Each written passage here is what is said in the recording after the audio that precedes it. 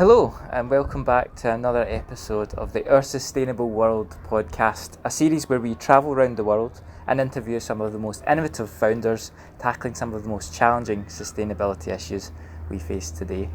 And this is a special episode because it is the first episode that I've been able to wear shorts during the podcast, because we are in what feels like one of the hottest places on the planet in Lamu. And I'm joined by the team from Kumbatia Seafood. So we have Will, the co-founder and CEO, and Iha, the co-founder and COO.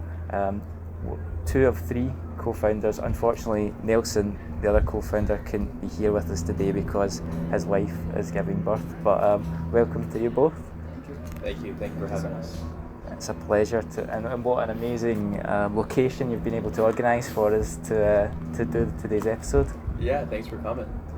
So we have just spent the last 2 days on the island of Kiwayu with the fishing community there, and you guys were able to organise to take us out onto the boats and to do a bit of fishing, which was amazing. And for me it was particularly special because I feel like, I don't know, for boys or for girls if it's different, but as a young boy, you know, the experience of your dad taking you fishing, I feel like a lot of young boys go through that, maybe girls too, I don't know, but yeah, it was quite a nice feeling for me because I haven't been fishing in so long, and it brought a lot of good memories back to my childhood. But yeah, so I'm just interested, can you guys just explain to us, maybe Will, can you just explain to us who are Kumbatia Seafoods, what is your mission, what you're trying to achieve? Yeah, sure. So Kumbatia Seafood is a seafood wholesaler on a mission to offer world-class products that consequently conserve East Africa's marine ecosystems while lifting its artisanal fishing communities from poverty. And yeah, could you just explain to us the story and the background of Kumbatia, how you, Will and Nelson all got together? Yeah, so it's a really amazing story, and has got lots of backdrops. Started way back while we were in uni, because first of all I had to meet Nelson. We all had a passion towards marine life,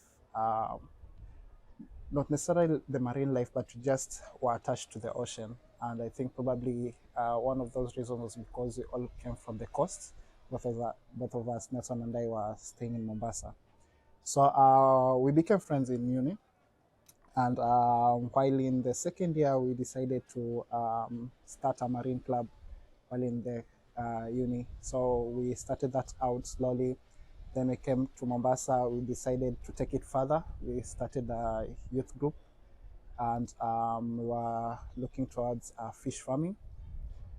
So slowly, as we were into this business of starting up, getting some funds to grow the business, we got invited to a certain pitch competition in Nairobi. And fortunately, William was among the guys who were attending that panel. So we pitched our small idea on fish farming, and after which William was like really interested in what we were doing. Then slowly it all grew up, and then the idea came out of the Kumbatia Seafood. By then the word Kumbatia was not there. So we had learned a bit concerning sustainability, but back in college, but had not like practiced it out. We even like didn't really understand how someone can practice it out, especially in our business. But again, I think with accordance to how the states loves sustainability, that's how William got to expose us better to what it actually means and how we can apply it in our profession. Yeah.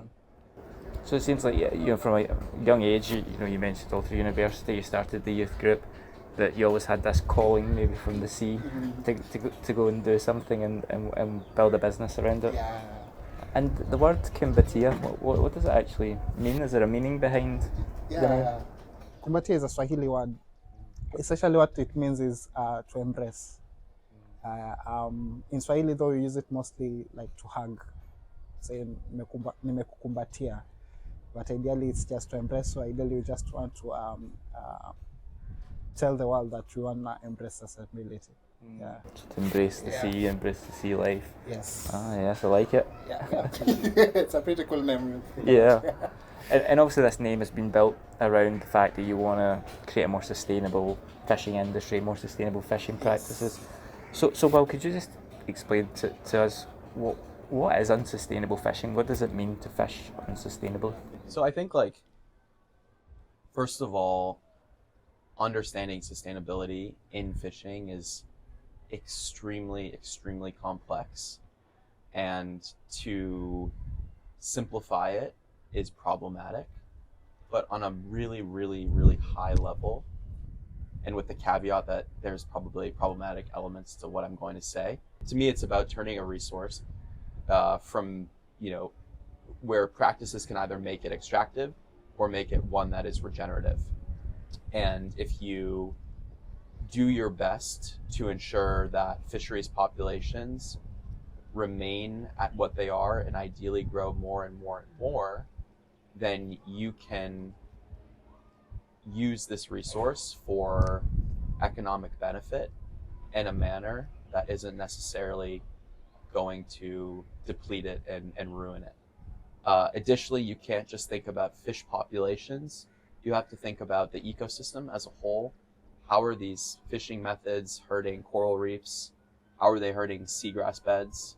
How are they changing the molecules in the water and polluting it, or continuing to keep it clean with the same amount of salinity, etc. So it's really complex. It's hard to dumb it down, but high level, it's about ensuring that a resource which can be sustainable is in fact, protected, and the populations and the ecosystems remain the same or improve from when you first started, Yeah, and I must confess, most of my knowledge in this area comes from the documentary Seaspiracy on Netflix, which I don't know how well that was received in the industry, so I don't know how factual it was, but what shocked me about that was just how much of an impact the fishing industry as a whole is having on the planet with regards to the amount of pollution in the sea, how important things like coral reefs and the bycatch from the fishing is to the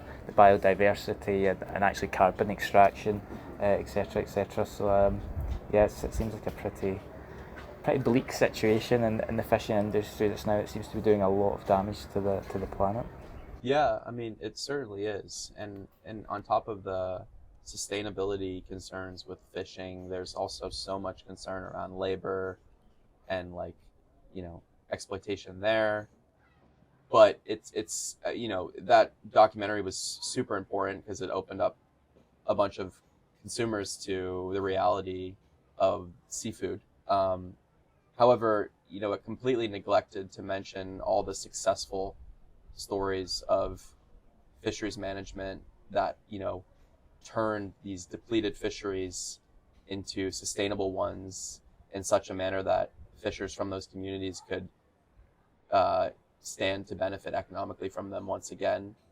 There's lots of stories of fisheries collapses, but there's also a lot of stories, especially in the last few decades, of incredible success stories around improved fisheries management through the leveraging of data, through the leveraging of improved governance and enforcement, through the leveraging of which gears you're allowed to use, and ensuring there's no bycatch and you're not targeting juvenile species, so certain fish reach a certain size and age where they can reproduce and thus continue to promote the population and improve the population. So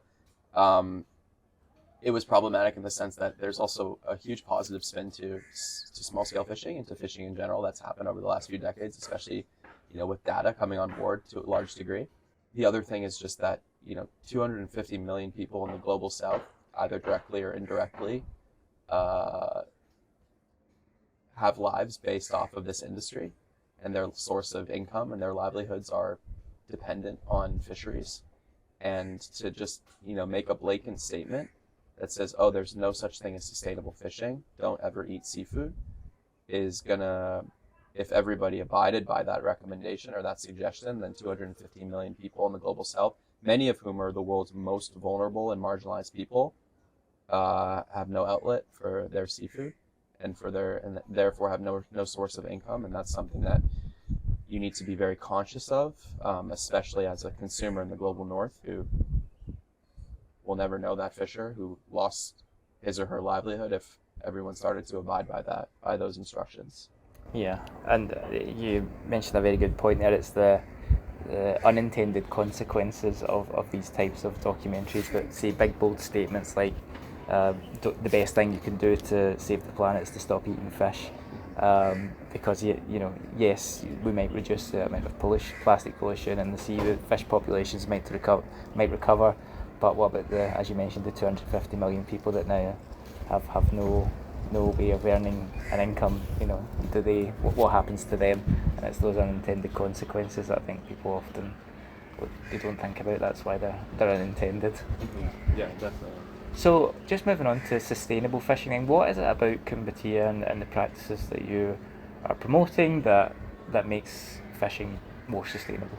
So Kumbatia works off of a privatized fisheries management model that is defined by our NGO partners. We try to comply with it fully, but we'll always go back and forth on a few issues. But essentially, we ensure that all the gear we use is not only legal, but considered to be the most sustainable small-scale fishing gear that you can source from in this context. One that does the least destruction to ecosystems like coral reefs and seagrass beds. One that has the least bycatch possible. Nearly all our fish is 1x1 hand line or rod and reel caught. And then we don't target juvenile fish species so that we can hopefully only harvest fish that have already made babies and created more fish in their reefs and in their seagrass beds, etc. And then we really try to prioritize data capture and data dissemination. So everything we do, every single piece of fish we catch is recorded, and we submit that data to the government. It's a law, but it's not complied with so much. We have a very lo-fi system of traceability to ensure that we know where every piece of fish came from, which landing site it came from, who caught it, and therefore what gear was used and what, reef or just general conservancy, community-based conservancy it was harvested in. And then this is our initial plans for sustainability. We also donate 5 shillings per kg of every fish we catch to the local landing site, the beach management unit, to help them improve governance and to create community-based conservation initiatives like octopus closures, locally managed marine areas. And if we work within conservancies, we also donate 5 shillings per kg to them to also improve their governance, to support rangers, to do better enforcement of fishing techniques, etc.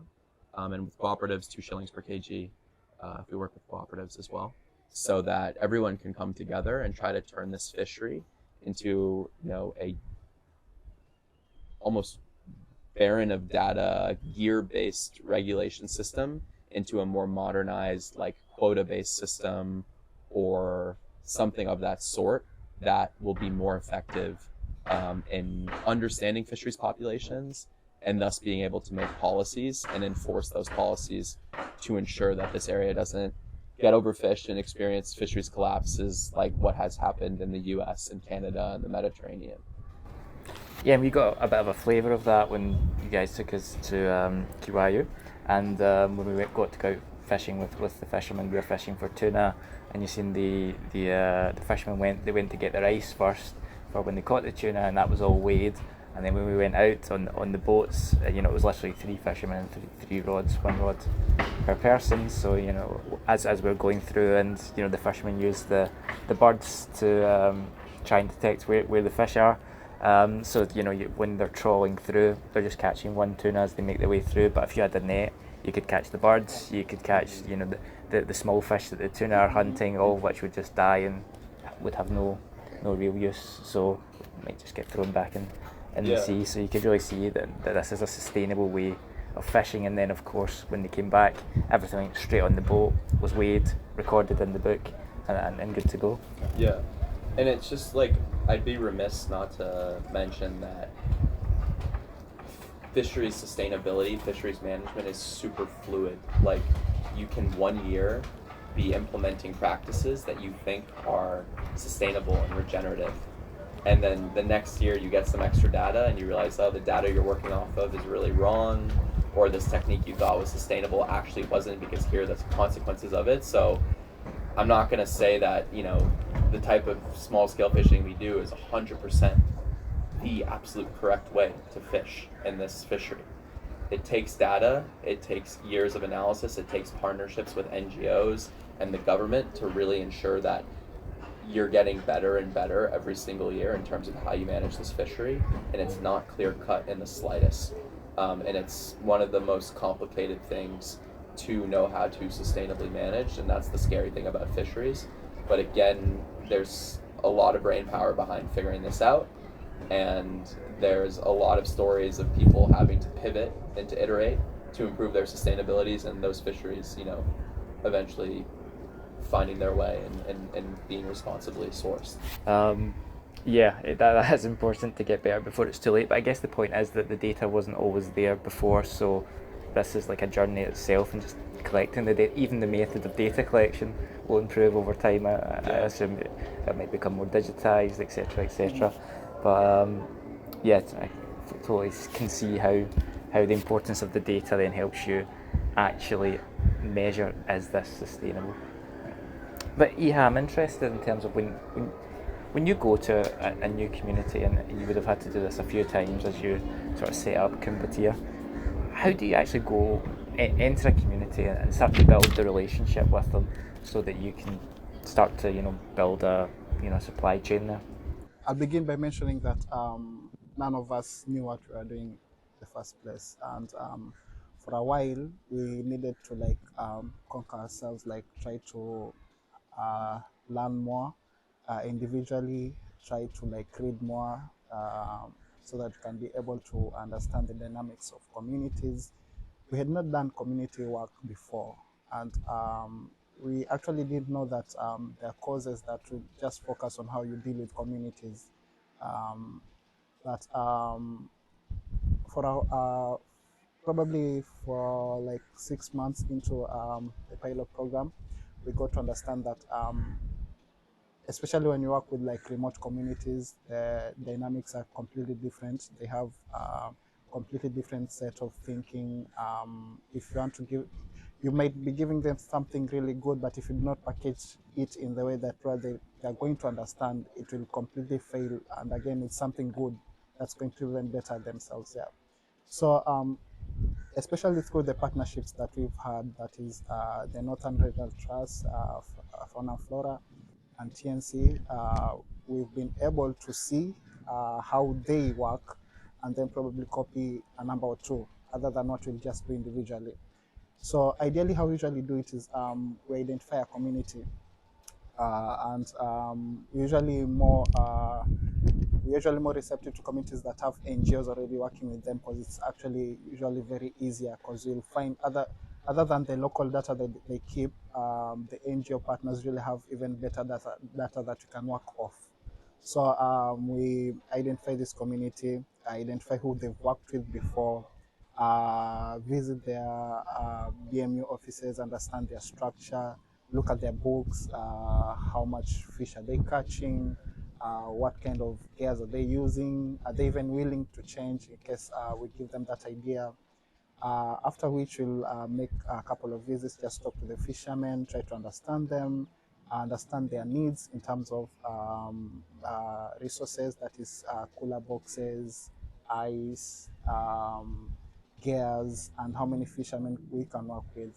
And then also what's really important is how far off they can go into the ocean when they want to fish. So Nelson, who is mainly the training guy, usually goes into this community, spends a lot of time with them, just tell them about the Kumbatia mission, because they have to understand well so that we can implement it well. The idea in the long run is to have these communities work independently of us. So that message has to really get into them, so that if we are away, we are sure that however we plan the activities, they run the way we want them to run. Because it's not easy to notice a fresh fish when I mean a fresh fish, I mean that is going to stay for longer, especially in terms of shelf life. Uh, at an instant. You might see it as fresh right now, but probably after a week or two, it turns pretty bad. So this means that we need to ensure that these fishermen and the dealers that we are working with are completely married to that idea of sustainability, that they completely run as how we would want it, like as Kumbatia, basically. So this takes a lot of training, it takes a lot of reiterating, and we do a lot of refresher trainings each time, especially during the low season, so that we can just keep on pushing this message till it gets like inbuilt within them. So after the trainings, we run a number of pilots. We'll send out a number of fishermen with, again, advice from the dealers. And the dealers usually help us a lot, especially in mapping up fishermen who are like bought into the idea and fishermen who are hardworking. Then from that, we are going to assess the quality for a number of times, number of periods. When we set out the cogs and we feel it works with our business, we roll it out officially. So what would you say the biggest lesson is, or the best piece of advice you would give to someone who wants to work with sort of island communities? The most important thing to understand, especially when you get into a community, is their own cultural dynamics. Because especially with this side of Lamu, we have mostly the Bajuns, Swahili people. So how they work is completely different from how other communities work elsewhere, especially, let's say, probably upcountry within Kenya, just completely different. So it's important to spend like probably a number of days just living with them, trying to understand them, talk to them generally. Actually, not even posing out the subject that you want to like give them a business idea or something. Just get to understand them at the very, very, very, very least level. Then from there on, because again, these things are not they're not items. They're not like standard out measures that you'll just pick and take them to another community, because it doesn't work that way. So you probably have to change something really small, not even big, but it's important for that gospel to go a long way. So it's about building the relationship first, then bringing the opportunity second. Yes, yes. One of the things I found quite interesting about our time on Kiwiu is how the fishermen, really could clearly articulate the benefits they felt they were getting from Kumbatia. And I think you mentioned earlier before that that's really important to package up. Once you've built that relationship, you need to think about how you're going to deliver the message so that everyone can clearly understand what the benefit is for them, and you seem to have done that very well with the fishermen of Kiwiu. Kiwiu has an advantage with us in terms of the benefits that they've reaped so far, because during our pilot program, we bought almost everything that they brought to us. So that really pumped a lot of money to them, and they were really, really excited. But then after that, we had like to pause and tell them, now we've understood that you guys can give us like a lot of fish, and you've understood that we can buy a lot of fish from you.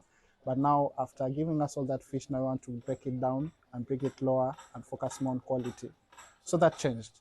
And even they themselves, they had complained because we turned down in terms of the number of tons we took from the community.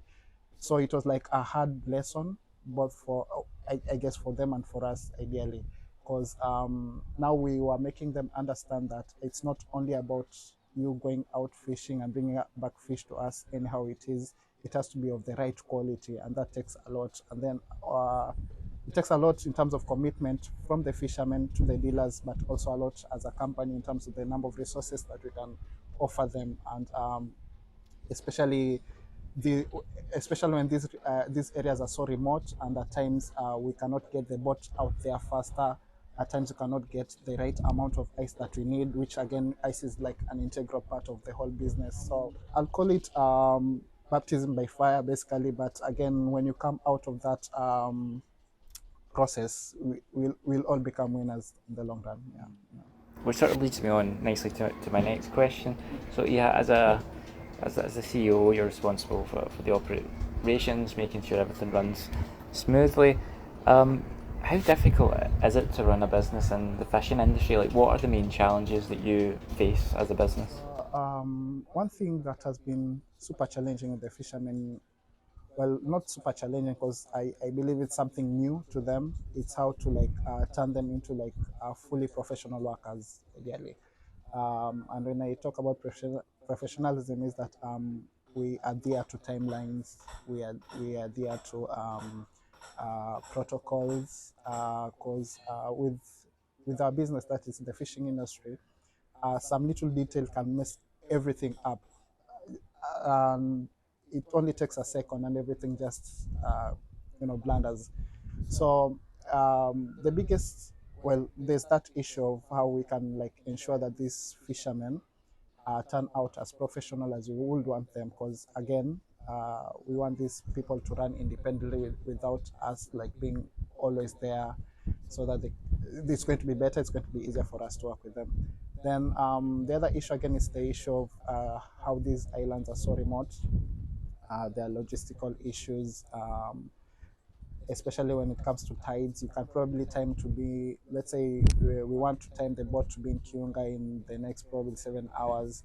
Then probably in the middle of the journey, there's some waterways that probably the boat cannot go through, and you have ice that's again it's melting. It means you get to them faster. So it's a whole it's a combination of items that probably we cannot dictate by now, especially in terms of resources that we have. But I'm sure that if we will be able to get the right kind of amount of resource, the things we will be able to manage slowly. And then the well, we okay. I'm a Kenyan. I come from Kenya, so there's usually this kind of people calling you always. Uh, it's not a problem. It's a good problem, because at least if they call you always, it means that there's something going on always. So we, and for us, it's kind of rude for us not to pick a call. Sometimes we really don't want to pick, but now you just have to pick. Just listen to them. These guys have lots of stories to tell you. They don't go straight to the point and need family time. But again, it is what it is. Will was telling us yesterday that you and Nelson get so many phone calls lot. every day. A lot. So yeah, it sounds a bit like a very stressful job you've got, trying to make sure that all these different elements that need to come together go as smoothly as possible. Well, I wouldn't say it's stressful. Well, because okay, the ultimate hope is that when these things get in line and things are able to run independently, it won't be as stressful as you think. So far it's just a matter of like ensuring that people buy into this gospel that you're trying to preach, then everything is smooth. But for now, we'll just take it. Yes. And well, I'm interested. You've got experience working in the US fishing industry. Well, have you noticed any differences between how the industry works in the US versus how it works in Kenya? Yeah. So there's like a lot of differences. The main difference is that the U.S. fishing industry is heavily regulated. So you need traceability. You need to ensure that you're fishing sustainably. You need to ensure that there's food safety and that the quality is going to meet a certain requirement. Whereas in Kenya, it's much less regulated, and there's much less resources to enforce those regulations. So a company can get away with doing none of that, which means that if you want to be responsible, you have to self-regulate according to the standards of the market you intend to sell in. So that's what we try to do. Is the prices in the global north are 50 to 1,000% higher than they are if we sold our fish locally. The demand is almost infinite if you find the right buyers and you've established the right reputation, whereas here the demand is very finite. And so it's in our best interest to regulate according to the most stringent global north standards, so that we can benefit from that increased demand and those increased price points, which not only help us to become much more profitable, but also allow us to transform our fishers' livelihoods by giving them better prices and by improving the amounts of volume we take from them, and then having more capital to reduce their input costs so their profit margins are higher per trip. And the other thing is that in the US, fishers really don't have any choice but to adhere to to adhere to domestic laws around sustainability and around what gear they can use, how much fish they can take from certain waters, etc. So you'll lose your license if you don't fish responsibly. But here it's complicated because it's not really fair to arrest a person using illegal fishing gear if they're making $1 a day and they need to do anything to be able to provide for their families. So there is enforcement. The Coast Guard is a new thing in Kenya. There's rangers in our community-based conservancies, but you can't be draconian to the degree that you can be up north with regards to regulating fisheries. So we have to work on, we asked ourselves this question, is like, what actually is going to allow these fishers to start to transition to legal gear methods and to fish as sustainably as they can? And that's just financial based conservation incentives. So we wanted to create a business whereby if you worked with Kumbatia, you'd get the best offtake, we'd buy the most fish from you, we'd give you the best price, and we'd finance and reduce your input costs so that your profitability for each trip you get has the best margins. And if you work with Kumbatia and you adhere to the best practices that we demand around sustainability, traceability, product quality, then you're going to be the fisherman in the community who makes more money than anybody else. And if sustainability and product quality is aligned with improved incomes, then in theory it should be a no-brainer to switch to such practices, so long as we give you the resources through financing and training that allow you to adhere to our requirements as easily as possible. And it's not rocket science, it's fishing. So it is possible, and we've proven that in our pilot program and now in our expansion phase as a business. And that certainly seems to be a common theme of kind of our experience so far, is that within the governments themselves, that there's not a lack of care for this, that the intention is definitely there. They want to be more sustainable and they want to have more sustainable policies, and in many cases they are bringing those in. It's that how do you police it, and how do you ensure that the most vulnerable people in the supply chain are not impacted, as you mentioned, the guy on $1 a day who is maybe using the wrong type of bait, but that's the only bait he can get his hands on. It's not right that he gets punished for something that actually, from a cultural perspective, his family could have been doing for thousands of years. Yeah, it's like, I really am bothered by hardline sustainability approaches where the only variable or factor you're considering is the environmental impact of a certain move. Because as important as the environment is, if you are exclusively making your choices without considering the human impact of such a decision, then you can literally make someone whose life is already quite challenging that much more challenging. And there's a lack of empathy in a hardline sustainability approach like that in fisheries.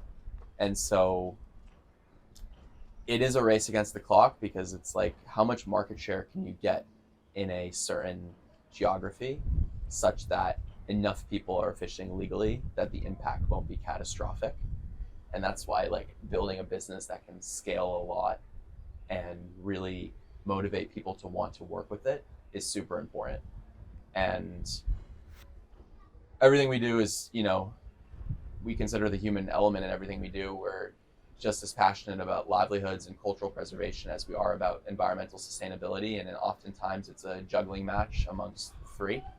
But that's the beauty of the challenge. And that's like what I love waking up every day to try to think about with Iha and Nelson. And Iha and Nelson, come from these communities. They've been super, super influential, and like basically making me be more empathetic to the situation on the ground, and not to alter my perspective on like what sustainability means and kind of how important sustainability is, but also how important the other factors are. And that's how our business has really shifted. Like, we love sustainability, but we also super passionate about livelihoods improvement and about preserving these, artisanal fishing cultures.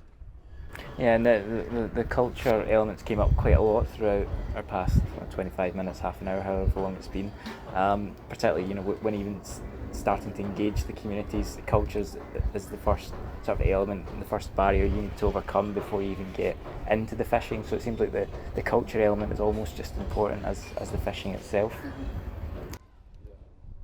So sort of looking forward then, yeah, what does the fishing, what needs to change in the fishing industry moving forward for it to become more sustainable? See, it's hard to like change someone's cultural thinking or cultural ways, especially if he's already comfortable where he is. He's getting his daily meal, then a few provisions.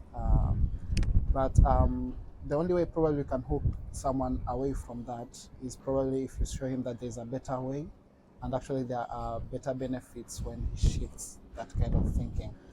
So a lot needs to change, definitely.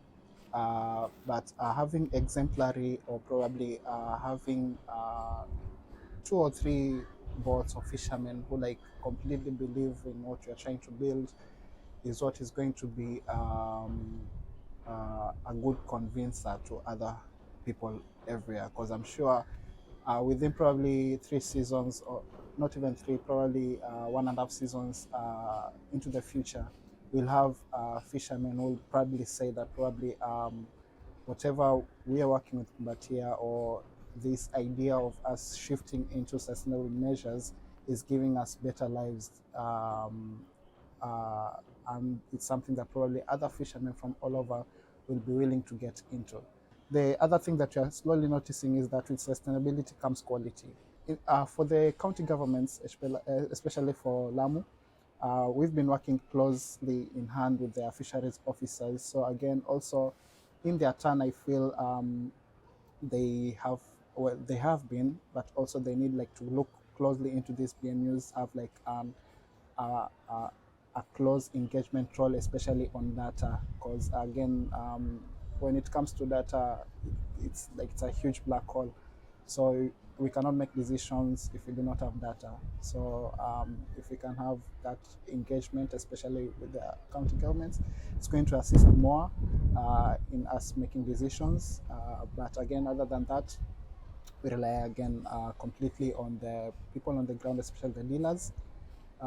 Give them resources to ensure that they catch the correct amount of data, and that the data is reported accordingly. And yeah, so we are hopeful. And again, when it comes to us doing a digital data collection, that's even going to be even better, because it's going to be in real time and it's going to be super efficient. No need to work with books. And again, the issues of books falling into water, blah, blah, blah, data is lost. So yeah. So yeah, it seems to me that the key to making the fishing industry as a whole more sustainable is making sustainability, conservation, restoration lucrative for the farmers, the fishermen. So there's a direct benefit to them that they can tangibly see. They get more money, which means they can invest in their communities. Their lives improve, and that's really the key to making this a feasible future. Yeah, yeah, definitely. And again, we are so far away from whatever we want to achieve. Again, I'll just repeat that. But also from just the little that we've done, fishermen are more willing to actually, whenever a fisherman finds a better price, they'll quickly run to that better price.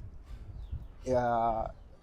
So one other thing that we need like to cultivate within the fishermen, again, not only the fishermen but also to us, is to be ethical to whatever we are trying to implement as a business. Being ethical in ensuring that we reward the fishermen accordingly, and that's why we're trying to look on like getting certificates on like fair trade, fair payness, so that when we climb that ladder, they also feel that we've climbed that ladder. So basically, there's that issue of being honest to them, being ethical, and also on their end as well, ensuring that they honest and true.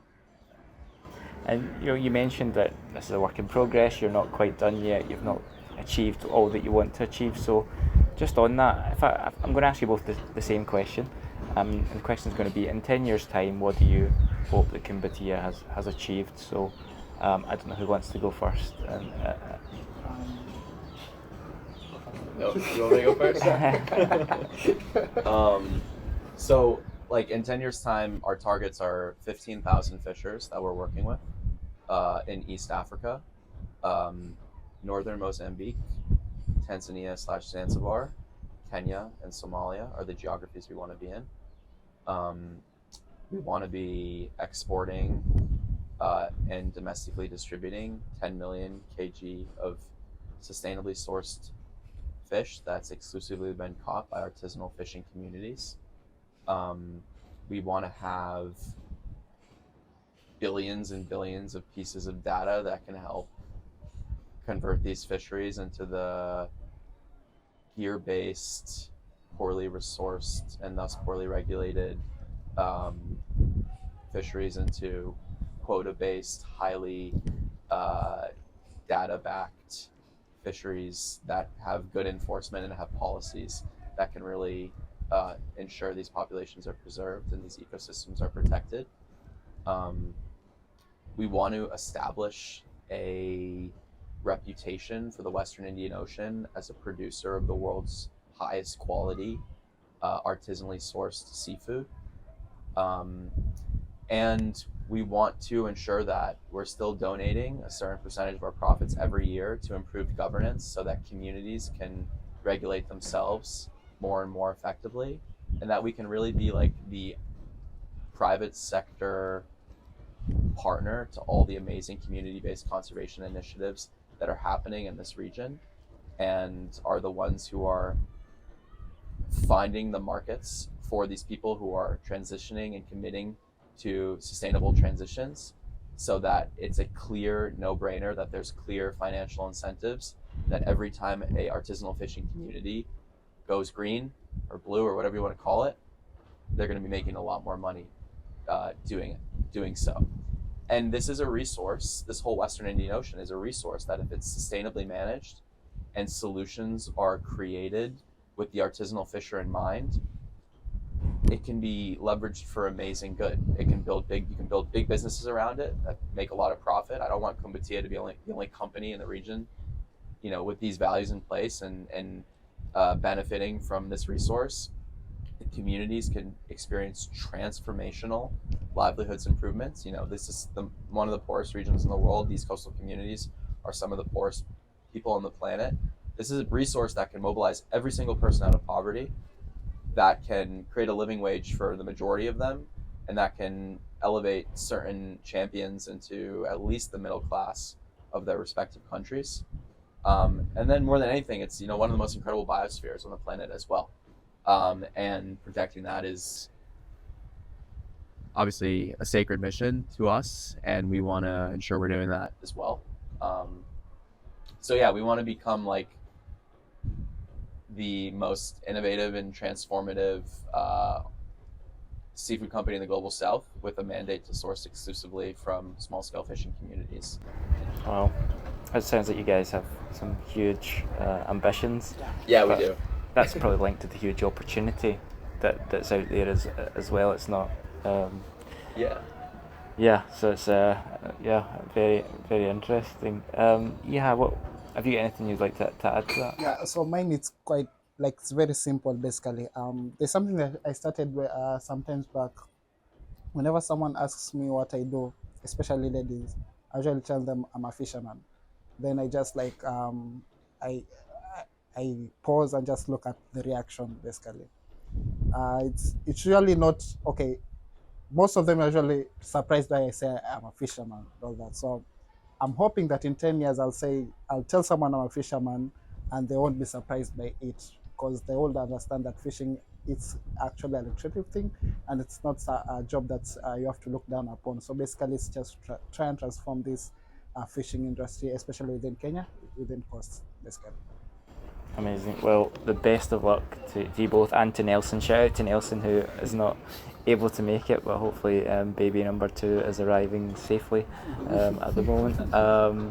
Yeah, so best of luck to you on your journey. We can't wait to follow you and see how far you get in the coming years, and we'll check back in 10 years' time just to see how much you've achieved of those ambitions.